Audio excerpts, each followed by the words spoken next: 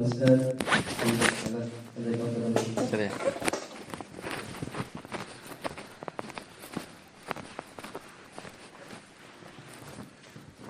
Oke, mana?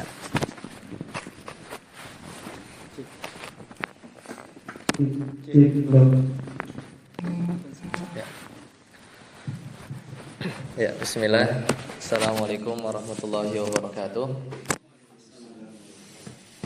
Ya, alhamdulillah dan katsiran thayyiban mubarakan fi kama yuhibbu rabbuna wa yarda. Asyhadu an la ilaha illallah wahdahu la syarikalah wa asyhadu anna Muhammadan abduhu wa rasuluh.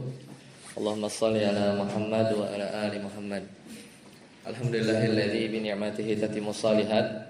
Alhamdulillah, segala puji bagi Allah Subhanahu wa taala. Diberi kesempatan ya, kita masih bisa bertemu ya di kesempatan yang berbahagia ini. Tentunya perlu effort ya, taufik serta hidayah dari Allah Subhanahu wa taala. Karena sekarang di hari Ahad ya, 24 Agustus atau 30 Safar 1447 Hijriah, yang mungkin sekarang waktu libur ya. Jadi memang semangatnya teman-teman luar biasa, menyempatkan hadir ya. Komitmen terhadap mungkin organisasinya ya. Kalau tidak komitmen maka yang ada hanya MC ya dan pemateri.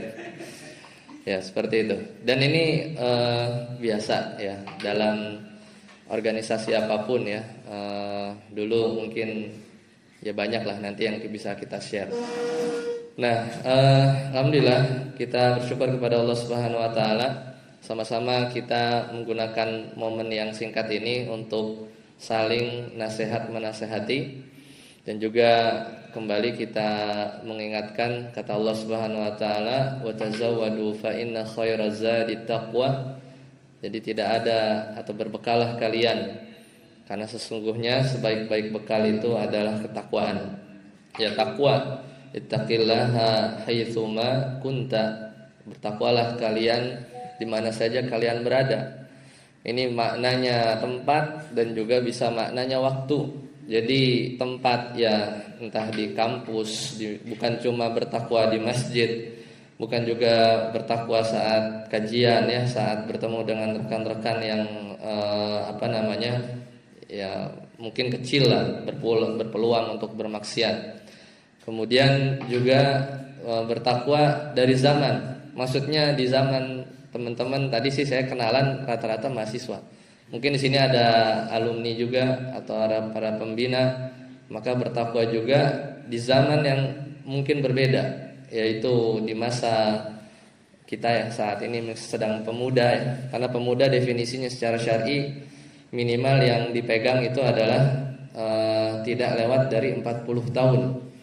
Makanya para pemuda di dalam Al-Qur'an itu ya disebutkan ya ketika umurnya di bawah 40 tahun. Jadi saya masih masuk lah. Masih masuk. Jadi misalnya Ashabul Kahfi, misalnya Nabi Musa dalam kisah-kisahnya itu masih muda. Kemudian Nabi Ibrahim, kisah-kisahnya tapi yang sebelumnya ya, yang dibakar, menghancurkan para berhala-berhala di depan Ka'bah sampai dibakar, tidak apinya itu tidak membakar dan menyelamatkan dan seterusnya. Kemudian sampai Nabi Musa dengan Nabi Khidir itu masih di golongan pemuda. Maka dimanapun periode umur kita, maka kita juga diperintahkan untuk terus bertakwa. Ya, kemarin sempat di WA oleh Al Hadi ya, pengurus saat ini, untuk menyampaikan materi sebenarnya berat, yaitu pemimpin gitu ya. Karena topiknya atau konteksnya saya dapat tor, kemudian saya minta satu slide gitu ya, gambaran nyantren UNJ ini sekarang seperti apa, supaya saya bisa dapat konteks apa yang bisa saya sampaikan. Jadi yang saya pahami, koreksi jika keliru konteksnya, yaitu adalah dalam rangka mengganti kepengurusan. Ya, mengganti kepengurusan. Dan ini adalah sesuatu hal yang biasa dalam sebuah organisasi. Jadi mungkin flashback sedikit lah ya. Nyantren UNJ kebetulan pernah lah saya main-main ke sini 2012. Jadi waktu itu masjidnya sebelah mana ya? Sana ya. Ya pokoknya ada kajian gitu ya. Waktu itu masih di ITB dan sempat kenal juga sama Ustadz Febri ya. Jadi baru ini kali kedua ya. Kali kedua semenjak yang pertama tahun 2012 itu. Nah jadi mudah-mudahan mungkin sedikit ini bisa nanti bermanfaat ya dari sisi apa yang diminta oleh panitia. Nah kemudian sebelum masuk ke dalam pembahasan, jadi fase-fase sekarang mungkin teman-teman di sini mungkin mohon maaf ada mahasiswa semua atau ada alumni, tadi ada pembina juga mungkin ya kalau disebutkan di sebagian ini suara terdengar kan ya, harusnya ya udah dites ya, mudah-mudahan bisa terdengar suaranya dengan jelas, mungkin materi juga di sana ada layar ya harusnya ya. Baik ya, jadi mudah-mudahan bisa mengikuti ya. Dari tor yang disampaikan ya, maka saya coba mungkin kita ngobrol ringan saja ya. Jadi tidak seperti kajian gitu ya, tapi mungkin saya biar lebih melebur ya dan juga dapat konteksnya karena juga punya sedikit mungkin yang bisa di-share lah. Mungkin nanti di materi kedua lebih cocok ya terkait manajemen. Ya, jadi memang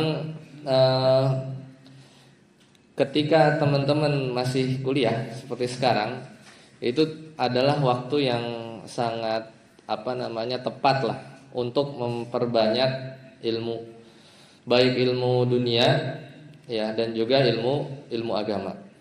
Karena nanti bahkan futur itu kita merasa lemah dari sisi motivasi untuk belajar apapun, itu akan datang silih berganti. Ada yang terkena penyakit ini saat-saat kuliah ya. Akhirnya semesternya semester besar gitu ya. 9, 10, 11 gitu kan. Ada juga tidak bermaksud ya. Kalau ada. Kemudian ada yang terjangkitinya mungkin setelah kerja ya. Atau bahkan terjangkitinya itu saat berkeluarga, menikah. Yang itu memang harus di-maintain ya, harus di-maintain. Karena salah satu cara memaintain kita keep on the track, istilahnya ngaji dalam.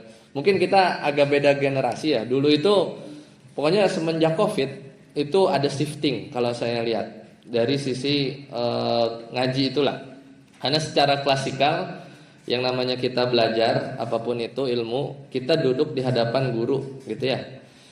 Ya pokoknya berasal. Jadi dulu itu mungkin nggak usah jauh-jauh tahun 2000-an, zaman 2012 gitu ya. Itu masih sempat merasakan belajar yang datengin rumah ustadznya ya, kemudian buka kitab mulazamah gitu ya. Kemudian akhirnya sekarang semenjak ada Covid dan lain-lain sudah shifting tuh ya. Pembelajaran online sudah ada dari dulu. Tapi makin banyak. Nah, sehingga semangat untuk ngaji secara klasikal lagi, maksudnya hadir benar-benar secara fisik, ya bukan hanya secara ruang waktu saja, misalnya lewat Zoom atau yang lain, itu sekarang sudah mungkin 50-50 atau mulai bergeser. Maka dari situ kita akan lihat bahwasanya di situ akan menjadi sarana yang satu sisi positif, satu sisi juga kita baik teman-teman dan saya pribadi itu punya di masa yang sama saat ini ya. Jadi maka tantangannya akan berbeda ya. Akan berbeda. Coba di next slide-nya. Di slide nomor 5. Nah, karena organisasi ini yang teman-teman running bersama gitu ya. Saya sempat di-share ya, visi misinya bagus sekali ya, masih inline ya dengan apa yang saya kenal dulu mungkin ya. Kemudian mau nggak mau tetap harus ada organisasi baru, maksudnya pengurus baru supaya tetap berjalan. Nah, berganti pemimpin satu dengan pemimpin yang lain. Kalau sedikit membahas dengan apa namanya kajian atau acara besar ini muktamar, itu hanya sebatas sebenarnya berpindahnya tanggung jawab gitu ya. Karena seperti ini, poin yang saya mau sampaikan adalah ketika pengurus lama itu nanti berganti dengan pengurus yang baru, itu bukan maknanya pengurus lama itu lulus, udah selesai dalam terus belajar ya. Tapi justru ya akan berganti saja tanggung jawabnya, mungkin berpindah ke yang lebih besar atau persiapan biasanya ya, ideal ya. Kalau tingkat 4 persiapan untuk skripsi dan lain-lain, orientasi objektifnya lebih beda gitu ya. Maka tetap harus ada yang merunning ini gitu ya, merunning apa sih biasanya kegiatannya, belajar ya, belajar bahasa Arab, harus seperti itu ya, running buat kajian ya, memfasilitasi gitu ya. Atau bahkan kalau memungkinkan ya memang mengajar ya, mengajar apa yang bisa kita berbagi dalam ilmu syar'i. Nah, maka balik lagi nanti kita coba gali sedikit ya, bagaimana baik yang pengurus baru ya biasanya masih semangat. Kadang ketika semangat yang awal-awal ngaji itu biasanya condong ke kanan. Jadi semangat yang terlalu besar tanpa dilandasi dengan ilmu syar'i yang kuat, maka nanti akan capek sendiri. Entah itu berdampak pada akhlak yang buruk karena baru tahu sesuatu yang baru, hukumnya ini ternyata nggak boleh, maka nanti dia akan shifting tuh terlalu ke kanan gitu ya. Sedangkan Ahlussunnah wal Jamaah di tengah. Adapun yang lain yaitu yang shifting ke kiri, yaitu benar-benar lemah gitu ya, tidak ada semangat untuk belajar, nggak mau meneruskan estafet dakwah ya dengan wasilah organisasi ini, karena lebih baik mending saya belajar sendiri ya, lebih baik saya menuntut ilmu di luar, tidak usah pusing setup kamera, hubungin ustadz ya, kamu rapin kursi, mending saya belajar ya di YouTube ya, bisa aja ya. Jadi lebih kepada dia ingin upgrade dirinya ya, padahal sebenarnya ada sisi-sisi sosial, ada sisi-sisi dakwah yang perlu kita lakukan supaya kita tetap keep kontak dengan teman-teman yang satu tujuan, supaya semangat itu terus termaintain atau tidak futur ya. Pertama, kita ini hidup di zaman yang informasi itu mudah, sangat mudah. Kalau kita lihat ya, antum bisa aja nih ambil PDF misalnya kitab Arab, antum masukin ke generatif AI, antum suruh harokatin ya, antum suruh i'rab dia juga bisa ya, kemudian antum terjemahkan juga bisa. Sekarang banyak lah, tinggal maunya belajar atau mau belajar atau enggak gitu ya. Dan padahal kajian-kajian yang offline juga banyak. Tapi kadangkala seseorang itu ya merasa qanaah terhadap kondisi dia saat ini. Kadang dia merasa zuhud terhadap ilmu agama karena merasa mungkin sudah banyak atau sudah merasa cukup dengan ilmu yang didapat. Nah, itu satu. Kemudian ya kita memang harus, kalau memang kita tidak ada di fase-fase ilmu agama sulit, ya mungkin kita harus balik ke belakang. Namun saat ini kayaknya susah ya. Gak mungkin ada orang yang dia itu gak tahu hukum hal-hal yang maklum bidin ad-darurah, yang kalau misalnya sholat itu wajib, masa dia nggak tahu gitu ya, atau zina itu haram, masa dia tidak tahu ya. Maka itu kayak kecil kemungkinan kalau di zaman 2025 ini ada orang yang seperti itu. Maka lagi-lagi seorang kita buat ya, berangkat dari hati kita yang mudah tergoyah ya. Jadi kan yang paling sering ganti-ganti itu bukan yang sering ganti-ganti itu apa? Ya. Yang sering bolak-balik itu adalah hati ya.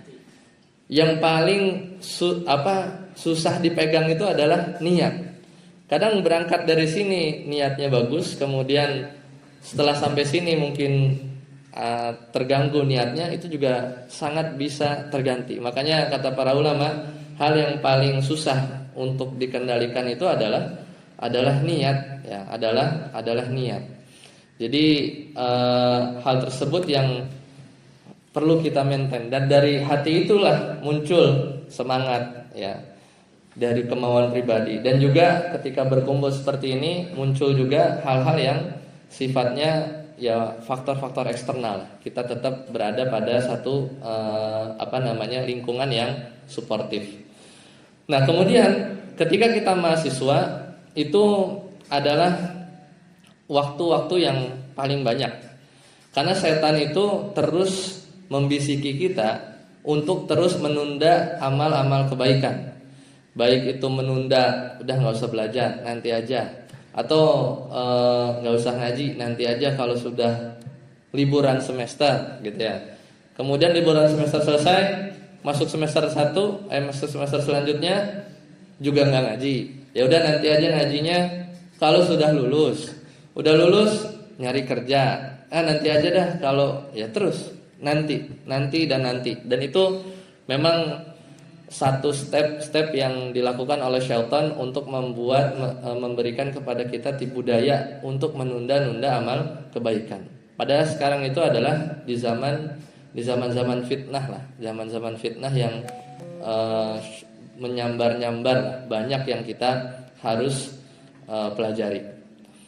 Nah, sekarang kita lihat, kalau boleh di next. Kalau kita mengkalibrasi, ya, semangat kita di zaman sekarang dengan semangat kita di zaman orang-orang terdahulu lah, nggak usah bilang sahabat. Kita berkaca ke Imam Ibnu Jarir At-Tabari. Di zaman beliau punya terkenal ya tafsir yang disebut tafsir At-Tabari.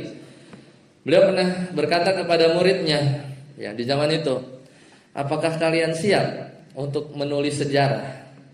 Karena beliau Ibnu Jarir At-Tabari itu termasuk yang menulis tarikh, ya, menulis tarikh. Dia nanya ke muridnya, apakah kamu siap untuk menulis sejarah?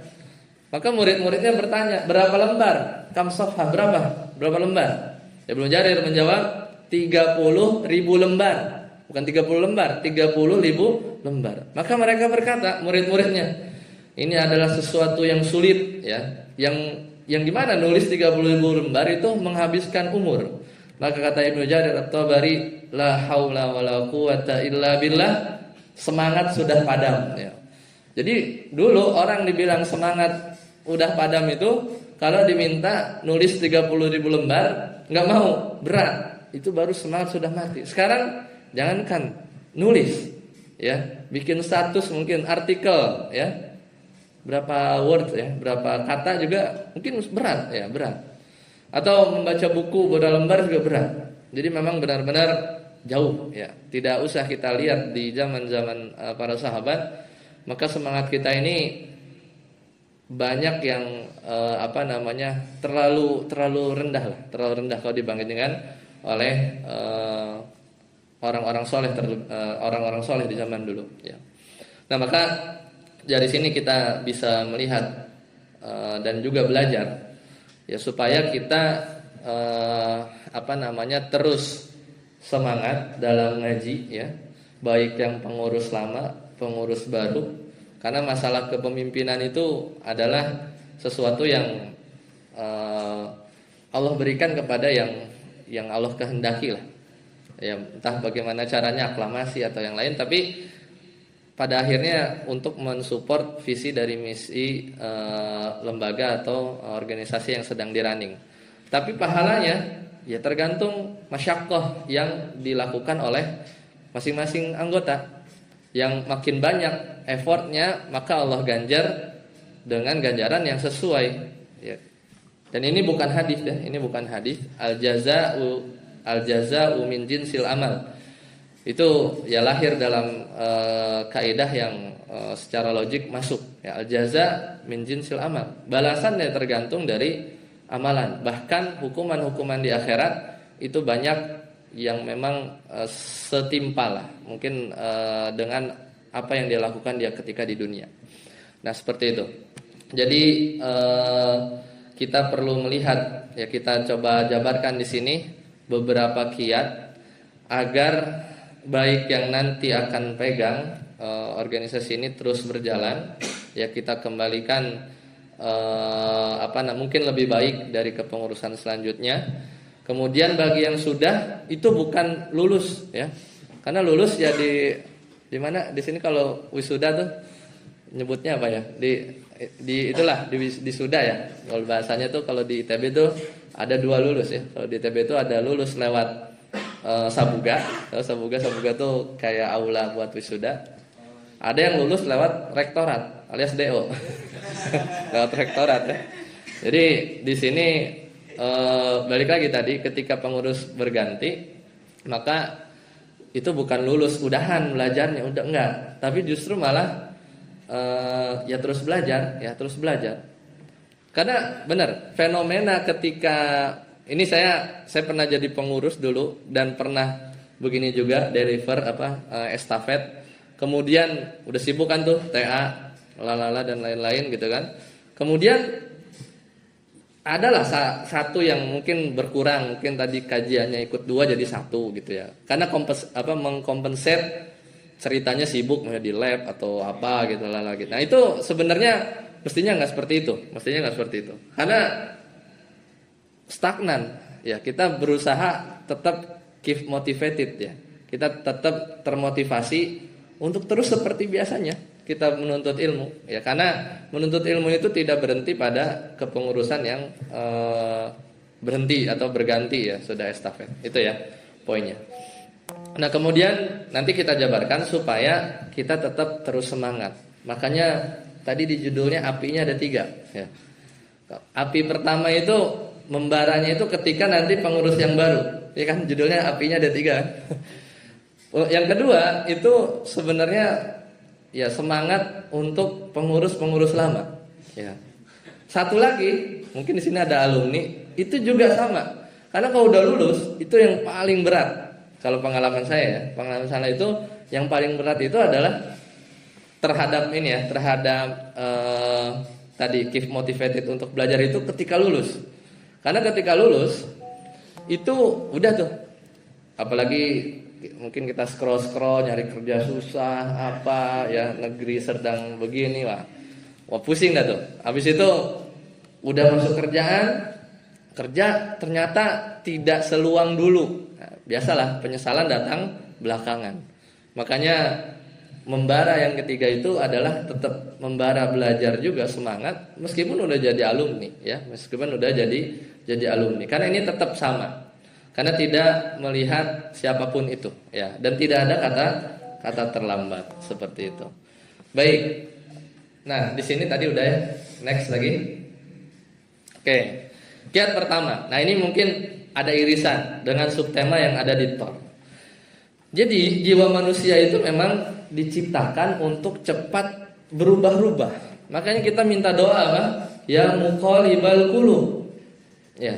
Wahai yang bolak-balikan hati. Berarti kita juga gak bisa mengontrol hati kita untuk terus semangat belajar gitu kan. Kemudian dengar, misalnya yang senang dengar rekaman kajian itu playlist terus didengerin gitu, dicatat, terus nulis, terus keep motivated untuk ngajar, itu susah ya. Maka kita hanya bisa minta kepada Allah Subhanahu wa taala. Dan sekarang saya mau mengkorelasikan antara terbolak-baliknya hati yang begitu cepat dengan orang-orang yang dia terus belajar ikhlas. Di situ nanti ada kaitannya, nanti kita lihat. Nah, ketika kita tahu bahwasannya hati ini mudah bolak-balik dan kita malah diminta, bahkan jangankan kita yang ngajarin doa ini siapa? Nabi Muhammad SAW itu juga berdoa dengan doa ini. Padahal jangankan Nabi, para sahabat itu siapa yang kita meragukan keikhlasan mereka? Siapa yang kita ragu akan keikhlasan mereka? Nggak ada. Tapi tetap berdoa dengan doa yang seolah ya memang kita mempasrahkan hati kita ini ke Allah Subhanahu wa taala. Kita bisa ikhlas. Berapa detik lagi tiba-tiba ria, berapa detik lagi tiba-tiba pengen dipuji, berapa detik lagi balik lagi ikhlas, istighfar. Itu kan hitungannya detik ya, hitungannya detik. Makanya ikhlas itu kadang dibagi di awal amal, di dalam amal, dan di akhir amal. Dan konsekuensinya beda. Konsekuensinya beda. Mungkin itu bisa teman-teman cari di pembahasan yang lebih detail membahas itu. Nah, yang pertama, supaya kita terus Allah berikan taufik untuk terus semangat di 3 fase tadi, itu sekecil apapun kita mesti selalu ikhlas di dalam ketika kita mulai belajar. Hasil akhirnya saya loncat dulu ya. Hasil akhirnya itu adalah orang-orang yang futur ya, orang-orang yang dia hilang semangatnya di fase manapun, hampir dipastikan ya seorang itu ada problem dalam ikhlas dalam belajarnya ya, ada problem dalam keikhlasannya. Hampir dipastikan. Kenapa? Karena Nabi SAW sendiri yang bilang ya, faktor yang terbesar supaya kita terus belajar, keep motivated, itu adalah kita niat, kita jujur ya kepada Allah Subhanahu wa taala.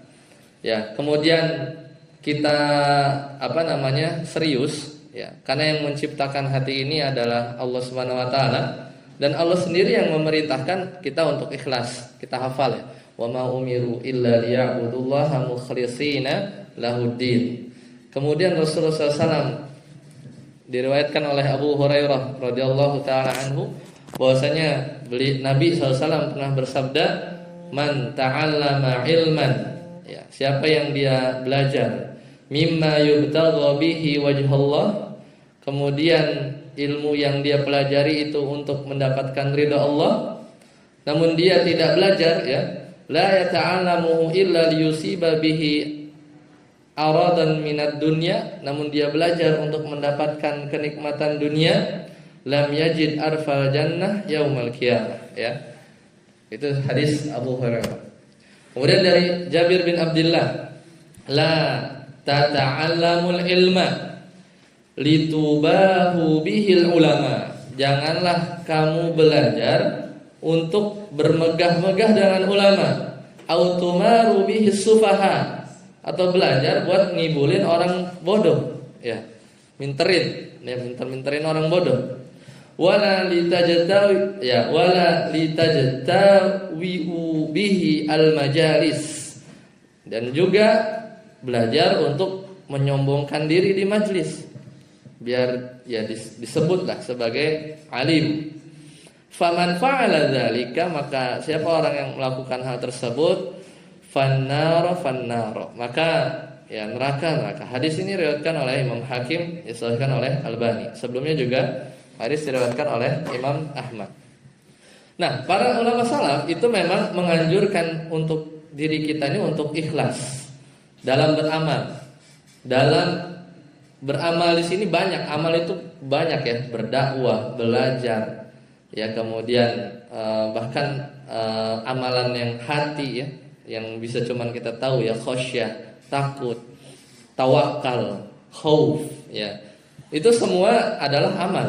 Dan semua amalan itu, dan ini pelajaran yang pasti kita akan lewati di awal-awal dan nggak pernah akan expire ya, karena anjuran ini memang perlu ya selalu kita ingat-ingat ya, selalu kita ingat-ingat. Jangan sampai apa yang kita lakukan, jangan sampai kita tertipu ya, jangan sampai kita tertipu bahwasanya ada satu detik pun dalam hati kita beramal tidak untuk Allah Subhanahu wa taala dalam ibadah ya maksudnya. Jadi jangan ada sampai satu detik pun dalam diri kita ketika beramal beribadah itu tidak mengharap wajah Allah.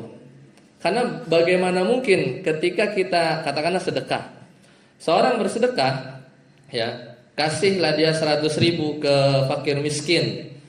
Yaudah, forget it, lupain. Kenapa? Yang punya duit, ya, yang apa? Secara hakiki yang memiliki, yang memberikan harta Allah. Kita nggak punya, ya kan? Ketika kita mengharapkan syukron atau ucapan terima kasih, pujian, masya Allah, engkau dermawan, itu sejatinya kita membuat diri kita senang pada hal-hal yang sebenarnya itu tidak pantas buat kita, ya, kita dapatkan. Karena bisanya kita bersedekah juga karena taufik dari Allah. Terus effortnya kita apa? Cuman jadi wasilah saja, ya, jadi wasilah yang di situ kita dapatkan pahala, ya, dapatkan pahala. Maka ikhlas ini adalah sesuatu yang tidak pernah akan habisnya untuk kita bahas, ya. Bahkan ketika Sufyan Ats-Tsauri itu ditanya siapa manusia itu, maka jawabannya ulama. Jadi yang disebut manusia itu ulama, maksudnya orang yang berilmu. Siapakah raja itu? Karena kata Sufyan Ats-Tsauri yang disebut raja itu orang zuhud, ya. Ya, orang zuhud. Siapa orang yang paling rendah? Maka kata Sufyan Ats-Tsauri, terkenal ya hadis-hadis ulama ahli hadis, kata beliau orang yang mencari hadis tapi dia mencari makan dengannya. Ini dalam artian, dalam konteks, ya, dia beramal dalam untuk mencari dunia. Meskipun di sini ada perincian, ya. Di sini ada perincian, tidak secara mutlak. Namun mungkin tidak dibahas di kesempatan pagi ini. Nah, kemudian selanjutnya, next boleh. Nanti kita sambungkan, ya, munasabah antara kiat satu dengan kiat yang lain. Ya. Jadi kita mesti tahu, ya. Karena mau nggak mau kita harus bikin role model. Role model kita Nabi Muhammad SAW. Kemudian para sahabat, para tabi'in. Turun lagi lah, karena mungkin kejauhan, ya. Tabi'ut tabi'in, atba'ut tabi'in. Para ulama yang belakangan, ya, para ulama kontemporer, mungkin kakak kelas gitu, ya. Dalam konteks kita melihat semangatnya, ya, melihat semangatnya. Kalau terlalu tinggi mungkin tidak relevan dengan kita. Maka tetap kita harus sering buka, ya, semangat yang luar biasa dari para ulama, supaya kita tetap keep motivated tadi di 3 fase: pengurus, kemudian juga yang baru lepas dari kepengurusan. Itu berasanya tuh nikmatnya itu adalah alhamdulillah amanahnya udah nggak ada gitu. Itu nikmatnya sesaat lah. Nikmatnya sesaat. Yang baru, ya, qadarullah lah, dapat amanah baru. Ya, tinggal bagaimana melihat ini, ya, melihat sudut pandangnya masing-masing. Sama juga lah, euforia ketika lulus, alhamdulillah lulus. Ketika 1 bulan, 2 bulan, kok belum dapat kerja juga, ya turun naik lah manusia gitu, ya. Karena di dunia ini adalah ujian, ya. Jadi tempat ujian, namanya tempat ujian yang nggak bakal, ya, ada selesainya sampai nanti diumumkan, ya, di akhirat kelak. Nah, di sini next lagi. Nah, ada beberapa, ya, kisah-kisah yang bisa kita lihat. Tapi kenapa sekarang pertanyaannya, kenapa kita harus tahu dan apa hubungannya dengan kiat kedua?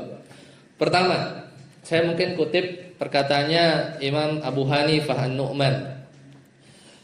Kata beliau, kisah-kisah para ulama, ini nggak ngomong kisah Nabi, ya, bukan qasasul anbiya. Mungkin itu sesuatu pembahasan yang lain yang perlu kita dalami juga. Tapi kata ulama terhadap ulama mereka sendiri, itu cerita-cerita kisah-kisah para ulama itu adalah lebih aku cintai. Abu Hanifah siapa? Salah satu dari 4 madhab al-imam arba'ah yang kita kenal. Tapi kata beliau yang seorang ahli fikih, kisah-kisah para ulama, berarti ngomong ulama Abu Hanifah berarti sebelum-sebelumnya beliau, itu lebih aku cintai daripada fikih yang banyak, padahal beliau ulama fikih. Kadang-kadang kita juga perlu, ya, motivasi yang kita dengar di pengajian, kita baca buku, ya, kita ambillah dari sumber-sumber yang terpercaya. Bahkan kata Imam Abu Hanifah, kisah-kisah para ulama, kebaikan-kebaikan mereka, semangat-semangat mereka itu lebih aku cintai daripada fikih yang banyak. Itu kata ahli fikih, siapa? Imam Abu Hanifah. Makanya benar kata Allah Subhanahu wa taala, laqad kana fi qasasihim ibratul li ulil albab. Ya, jadi benar-benar sungguh kisah-kisah mereka. Berarti ini kisah-kisah para nabi ya. Ini ayat surat apa? Surat Yusuf. Surat Yusuf ayat 11. Maka itu ada pelajaran yang bisa diambil bagi orang yang mau yang punya akal, ya punya akal. Nah, ini ada kisah dari Syekh Abdullah bin Humaid. Saya bawakan mungkin salah satu dulu lah ya. Kenal Yahya bin Ma'in? Kenal nggak? Yahya bin Ma'in. Pernah dengar nggak?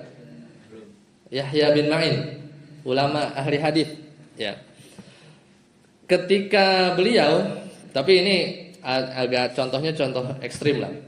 Jadi ketika beliau mau mengambil hadis dari salah seorang gurunya, kemudian Yahya bin Ma'in berkata, ambil ya, seandainya kamu riwayatkan dari kitabmu, maka itu lebih aku sukai. Karena periwayatan yang pernah belajar ilmu mustalah ya, biasa dengan cara apa? Haddatsana. Berarti kan dia menyampaikan hissi ya, secara indrawi ya. Tapi semua para ahli hufaz itu ahli hadis itu hampir mereka punya kitab. Ya. Kalau kita tuh kalau gambaran sekarang tuh hard disk lah, flash disk ya. Jadi kalau hufaz itu dia punya kitab juga, maka dia akan dobetnya mantep ya. Dobetnya itu akan terjaga. Karena beberapa banyak rawi yang mungkin umur 20 sampai 50 dia thiqah kalau meriwayatkan di periode itu, tapi lewat 50 ke sono misalnya kita cek ya, ternyata dia meriwayatkan di tahun sekian sampai sekian. Ternyata dia enggak thiqah atau agak lemah karena saat itu kitabnya hilang. Jadi dia enggak bisa punya kalibrasi ulang antara hafalan dengan kitabahnya. Nah, itu sedikit tentang mustalah hadis. Nah, Yahya bin Ma'in itu pernah bertanya yang ketika meriwayatkan dari gurunya, dan dia minta seandainya diriwayatkan dari kitabmu itu lebih mantap gitu. Maka guru pir atau gurunya Abdullah bin Humaid itu berdiri. Pas mau berdiri, entar dulu riwayatkan dulu sekarang. Karena saya takut ketika kamu ambil itu kitab, engkau wafat. Engkau wafat. Jadi saking semangatnya, saking takut ilmu itu akan hilang. Ya. Akhirnya diriwayatkan dulu secara lisan, ya hafalan, kemudian dia baru ambil kitab, kemudian baru diriwayatkan lagi sesuai dengan periwayatan kitab. Ya, seperti itu. Dan itu masya Allah sih ya. Jadi semangat khawatir ya ilmu itu hilang. Nah, kalau contoh yang terlihat tergambar di slide, ini adalah kisah dari Syekh Abdullah bin Hamud Az-Zubaydi itu belajar kepada Syekh Abu Ali Al-Qa'ani. Abu Ali ini ulama nahwu ya, ulama nahwu yang terkenal. Jadi muridnya ya atau beliau Az-Zubaydi ini sampai karena gurunya Abu Ali itu punya kandang ternak. Dan Az-Zubaydi itu sampai nginep di kandang ternaknya gurunya supaya besok pas pengajian datang dia bisa duduk di depan. Lah kita kajiannya masih lama, mungkin kita seringnya terlambat ya. Bahkan Syu'bah bin Hajjaj itu sempat waktu itu beliau pernah hadir ke majelis yang majelisnya itu baru besoknya dia datang sudah ba'da asar hari kemarin. Kalau kita kajian jam 9, nyampe jam berapa? Ini enggak ngeledek yang tadi ya. Enggak. Kalau kita kajian 9, jam 9 baru berangkat. Karena kalau ulama terdahulu itu kajian besok pagi itu udah ngambil posisi ya. Karena dulu itu kajian bukan di masjid. Kajian dulu itu kayak di lapangan ya. Karena masjid mungkin masih kecil ya. ulama-ulama besar itu ngajinya tuh di alun-alun lah gitu, alun-alun gitu ya. Jadi banyak. Jadi udah ngambil tek posisi pada asar sebelumnya. Lihat semangat para ulama. Dari sisi kehadiran, ini belum ngambil ilmunya, tapi dari sisi mempersiapkan untuk menerima ilmu, dia punya semangat yang sangat besar. Ya, punya semangat yang sangat besar. Itu yang mungkin udah hilang, ya. Mungkin udah hilang. Karena tadi, makanya mengapa topik ini penting? Karena sekarang tuh informasi itu sangat mudah didapat. Sedangkan zaman dulu informasi itu susah. Mau dapat satu hadis, itu dia harus datang pada asar untuk dapat hadis besok pagi, ya, untuk ngetek tempat. Karena kalau dia datang belakangan, nggak bisa depan guru. Ya, dan kalau apa ruginya kalau datang belakangan? Zaman dulu, kalau datang zaman sekarang belakangan, mungkin ruginya itu tempatnya mungkin nggak enak. Tapi tetap bisa dengar. Kalau zaman dulu nggak bisa, belum ada ini. Lo dapat belakang, ya udah selesai. Ya jauh lah. Makanya nanti kan ada kerjaan yang transporter informasi gitu kan. Kalau lewat itu dapat hadisnya, sanadnya jadi nggak ahli, ya nggak bisa ngomong dari syekh, ya. Kan langsung kan dengar, ya sami itu, ya syekh fulan yaqul gitu. Tapi kalau belakang duduk di belakang, sanadnya jadi terlalu panjang dan itu tidak diminati lah. Tapi bukan aib, ya, tapi tidak diminati. Lebih sering dekat. Seperti itu. Makanya bagaimana posisi kita dibandingkan dengan ulama-ulama terdahulu, seperti itu ya. Jadi begitu semangat para ulama yang bisa kita lihat, ya. Contoh kecil yang banyak, ya. Kemudian ini yang terkenal juga, misalnya Imam Syafi'i, ya, beliau itu kan yatim, ya. Imam Syafi'i itu adalah imam yang terkenal dari salah satu dari imam mazhab juga, yang beliau itu yatim, tinggal sama ibunya, dan beliau sama ibunya disekolahkan di mana? Di Kutab, ya, di sekolah yang ada di masjid, ya. Dan dia nggak punya sesuatu buat nulis, ya. Kertas itu dulu sangat susah. Makanya beliau menulis di tulang. Ketika tulangnya udah penuh, dia simpan di botol, ya, supaya tetap terjaga. Dan begitu cara belajarnya mereka, ya, para ulama. Dan orang-orang juga banyak para ulama yang dia itu tidak sangat zuhud, ya, terhadap harta yang dia miliki, ya, kecuali dia gunakan untuk belajar, ya, untuk menuntut ilmu. Nah, itu gambaran singkat. Lanjut, kiat ketiga. Nah, sebenarnya banyak yang bisa saya elaborate, cuman karena waktu terbatas. Sekarang kiat kedua. Nah, ini menarik. Ini jadi kiat supaya kita tetap ngaji, tapi berdakwah, ya. Karena mungkin tanyakan orang-orang yang suka ngajar, ya, mungkin bapak ibu dosen atau ustadz-ustadzah yang suka ngajar, maka mungkin Allah berikan juga, atau teman-teman lah yang hobinya tuh ngajarin. Kalau mau TS dia tuh dikerumunin, ya. Yang mau UAS tuh dia dikerumunin orang, ajarin gua ini dong gitu kan. Besoknya mau TS. Nah, orang-orang yang suka ngajar tuh biasanya lebih cenderung dia akan ingat, ya.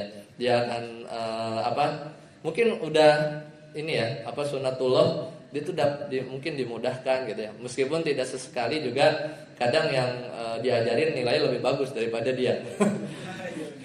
Jadi ya, ada satu kawan dia lagi OSN fisika, ya. Waktu pelatnas itu dia diajarin tuh, ya. Ternyata dia yang ngajarin dapat perunggu, yang diajarin emas tuh. Itu sebel katanya sama orang tuh. Ya, kadang seperti itu, ya. Nah, berdakwah, ketika kita berdakwah, kita pada aslinya itu sedang mengemban tugas para nabi, ya. Sedang mengemban tugas para nabi. Jadi, dan kita nggak bisa berdakwah kalau nggak punya ilmu. Nah, justru di sini ketika kita, dan ini Anda dengar sanatnya itu dari istri Ana. Istri Ana dari di pengajian kenal Ummu Ihsan, ya. ya, istrinya Abu Ihsan ya. Nah beliau itu ternyata ini ya diceritakan lah seperti itu, dia tuh punya murid yang muridnya itu memang murid-murid dekat yang fungsinya itu untuk murojaah dan ngajarin gitu. Jadi supaya ilmunya itu tetap melekat itu dengan ngajarin muridnya ini. Ibaratnya kalau mungkin gambaran singkatnya, kalau orang dokter gigi koas itu kan nyari pasien ya. Nah kayak gitulah. Kalau nggak ada pasien nggak bisa gue belajar untuk scaling gitu kan, scaling nggak bisa. Nah sama mungkin ya kalau analogi seperti itu. Kalau nggak punya murid, dalam artian merekrut murid gitu ya buat murojaah, ngajar yang sudah pernah dipelajari, sampai seperti itu ya, sampai seperti itu. Nah makanya ketika kita dalam konteks berdakwah, maka apa yang mau kita dakwahin ya, meskipun aspek ini luas. Yang jago IT bisa ya dia handle per IT-an lah supaya lebih smooth, suara lancar. Kadang sekarang tuh udah keren lah ya. Dulu mungkin ini udah teknologi lama lah.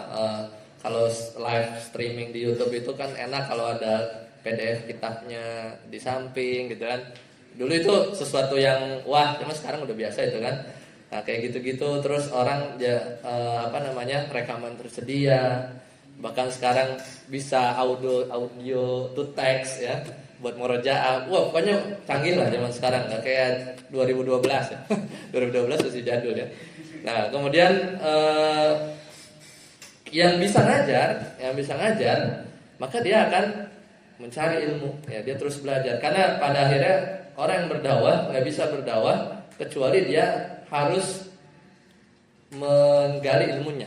Orang yang mau berdakwah, orang yang mau nuang air, ya dia harus isi airnya terlebih dahulu. Makanya dengan berdakwah kita terus ya punya kemampuan di bidang masing-masing, maka dengan itu pula kita akan terus keep motivated.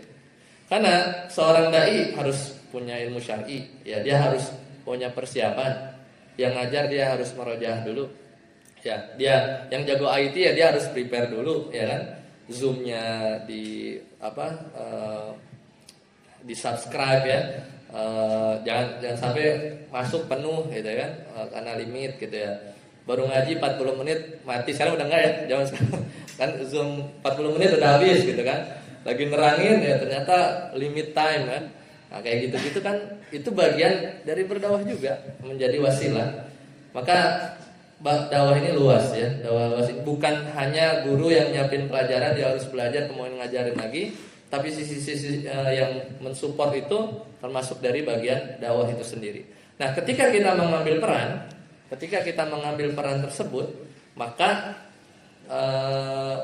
mudah-mudahan Allah berikan balasan supaya kita tetap istiqomah. Karena kita ada di lingkaran, kalau yang jelek lingkaran setan, kalau ini lingkaran apa? Lingkaran orang-orang baik gitu ya, orang-orang baik. Ya, jadi Allah berikan motivasi. Sama nanti kalau Anda di antara tips ya, mumpung di kiat kedua ini, ketika ketika jadi pengurus ketika menjadi pengurus yang udah pensiun, maka tetap keep on track. Ada di grupnya ya, ada di grup si pengurus lama lah, monitor. Meskipun jarang nyaut gitu ya di grup gitu kan, karena sibuk TA. Yang udah jadi alumni tetap juga sama, sering-sering balik gitu ya. Mungkin kalau saya kampus emang agak jauh ya, di Bandung gitu kan. Tapi ada grup, kemudian bikin kajian. Apalagi kalau misalnya nanti nyantren UNJ ini ya harusnya ada lah ya forum alumni atau apa gitu kan, yang dia pengen mempertahankan apa yang berjalan di masanya dan mungkin lebih baik gitu.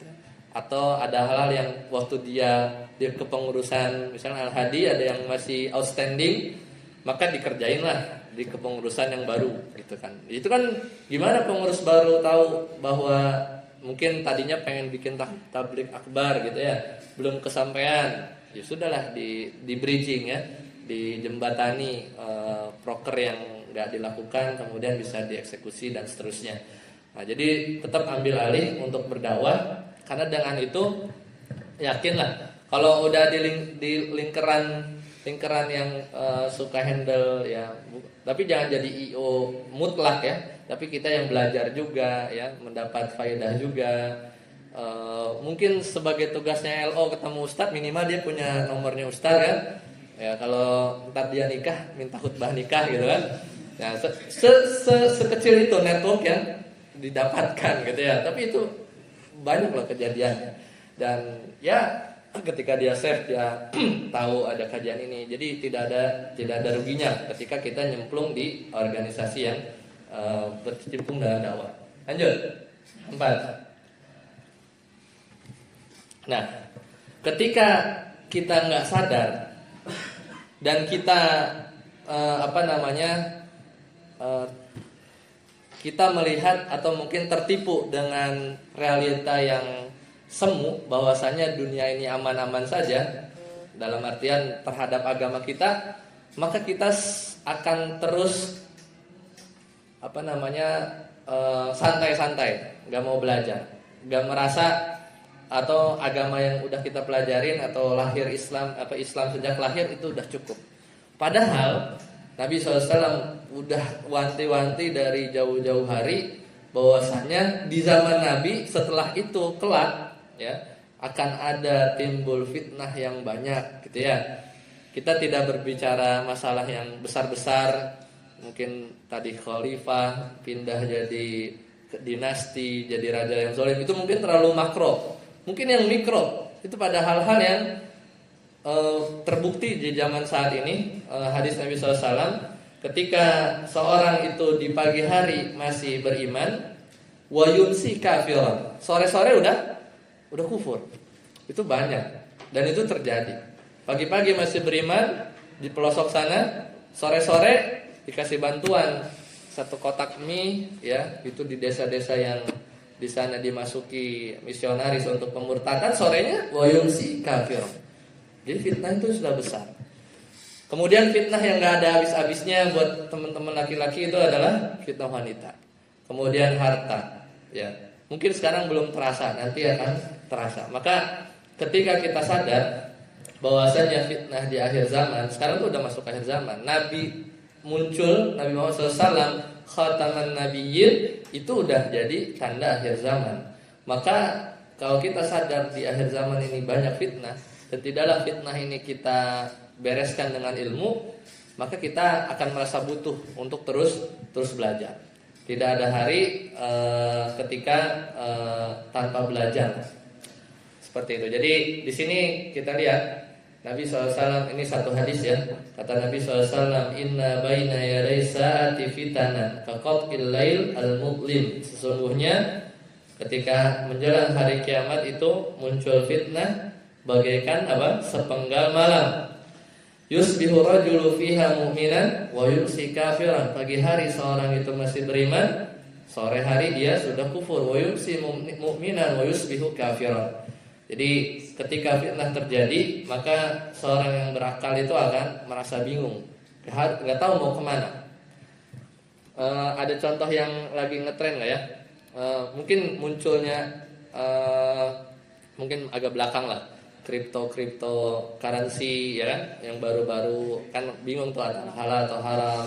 Mungkin muncul yang AI sekarang, gimana hukum secara fikihnya, itu lebih cepat ya perkembangannya ketimbang belajar kita yang mungkin masih bab toharoh wudu gitu ya. Nggak apa-apa, itu basic buat kita. Tapi sesuatu perkembangan fitnah yang di luar ini tuh akan bisa jadi membinasakan kita. Bahkan tanpa sadar ya kita scroll di media sosial itu udah menghabiskan umur kita. Mungkin aurat banyak terbuka. Itu udah contoh kecil lah secara mikro bahwa fitnah itu banyak ya yang udah merenggut waktu-waktu kita yang harusnya bisa kita pakai untuk belajar. Waktu Anda berapa lagi ya? Oke. Nah, kemudian lanjut kiat yang kelima. Nah, ini tadi. Jadi memang saya bikin keterkaitan. Jadi ketika kita sadar bahwa setelah kita lulus, kita ketika kita udah nikah itu justru makin sibuk. Nah, itu yang kadang perlu dikasih tahu lah ke teman-teman mahasiswa ya, bahwa sekarang tuh masih luang. ketimbang udah kerja, bener. Yang kerja yang belum nikah itu masih luang ketimbang udah nikah. Yang udah nikah masih waktu luang ke sebelum nanti punya anak. Ya, hampir mungkin Anda bikin statistik sendiri ya berdasarkan yang Anda punya gitu ya. Dari kawan-kawan satu organisasi Anda, organisasi Udrus waktu itu di ITB model nyantren ini. Nggak usah dicari datanya, nggak ada. Cuman Anda tahu ya siapa orangnya. Itu hampir ya ketika dia lulus kerja itu nggak muncul di grup gitu kan. Itu satu. Kemudian ketika udah nikah kayak muncul lagi. Kemudian ketika udah punya anak makin sulit lagi. Dan akhirnya ketika kita rapat 1 tahun sekali barulah ya satu dengan yang lainnya curhat. Ternyata ya kalau udah punya anak udah nggak susah, kajian jam 9 pulang jam 12 itu susah. Apalagi punya toddler ya. Kemudian angan-angan orang-orang yang nanti udah punya keluarga yang mungkin diidam-idamkan saat ini adalah nanti itu toddler udah besar, anak udah gede ngaji lagi. Enggak juga ya. Meskipun belum kerasa ya. Cuman itu enggak juga. Karena beberapa kawan senior juga ada yang anaknya udah SMA. Gimana ngajinya? Masih suka kajian yang jam 9 kurang jam 12, weekend masih ngaji. Karena masih jarang, karena udah capek. Jangan lupa ya masalah kesehatan. Memang mahasiswa itu memang nggak bisa diulang. Ya sesuai bait syair ya. Penyesalan orang yang tua ya. Dia berharap syabab itu ya, itu yaudu yauman, balik lagi satu hari, nggak mungkin ya. Itu kalau di bab nahwu apa? Pakai laita ya. Laitanya itu mustahil ya, mustahil itu dilakukan ya, dibalik lagi. Nah, maka ketika kita sadar kesibukan di masa akan datang itu makin sibuk, berarti waktu-waktu saat ini adalah waktu-waktu yang singkat. Ya, waktu-waktu saat ini adalah waktu yang singkat. 1 tahun itu nggak berasa. 1 tahun besok tentu udah ganti ke pengurusan lagi. Ya, besok udah menghadapi ujian yang lain. Lanjut. Sekian yang enam. Oh ya. Nah ini mensyukuri nikmat ya Allah berupa harta ya, kesehatan, waktu luang. Ini juga sama ya, tadi masih relevan. Kemudian yang ketujuh. Lanjut. Nah ini ya. Ini Anda bikin kondisional tapi juga topik yang menarik, nanti bisa antum terjemahkan sendiri ya. Jadi para ulama salaf itu lebih mentingin ilmu ya daripada menikah. Dulu nggak ada kuliah-kuliahan mungkin ya. Tapi di sini kondisional karena mungkin Anda dulu nikah pas kuliah. Jadi Anda dulu nikah pas semester 8. Tapi bagi yang belum punya kesempatan pakai buat belajar ya, pakai buat belajar. Lanjut terakhir ke-8. Nah ini mencari sahabat yang senantiasa menemani belajar. Jadi buat pengurus jangan berkecil hati ya ketika diamanahi, maka itu jadi sesuatu yang harusnya seneng lah ada di lingkungan yang enak untuk belajar, saling ingat mengingatkan, maka itu adalah nikmat yang patut kita syukuri dan mungkin banyak orang di luar sana yang tidak memiliki kesempatan yang sama. Mungkin itu ya kesimpulannya, nanti bisa dilihat, silakan.